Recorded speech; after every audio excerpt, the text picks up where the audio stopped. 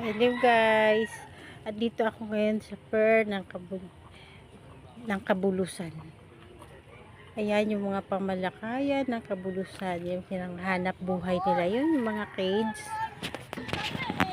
Yan yung mga cage. Yan ang kinabubuhay dito sa barangay Kabulusan. Ayan yung mga bangka namin, hindi sa amin lahat, sa mga tao. Ayan, dami na improvement dito. Ang laki na ng mga bahay.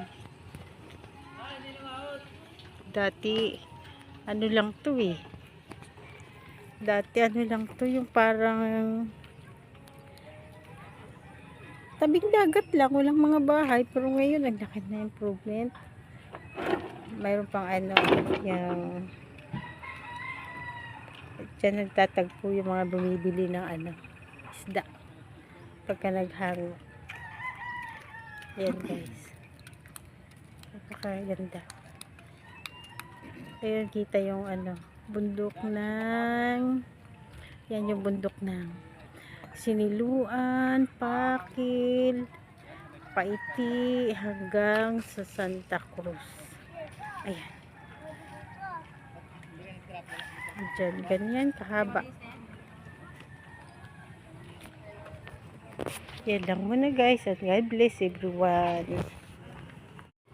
Hello guys, ito yung papunta ng dagat. Yan, ang kaganda na ng mga bahay.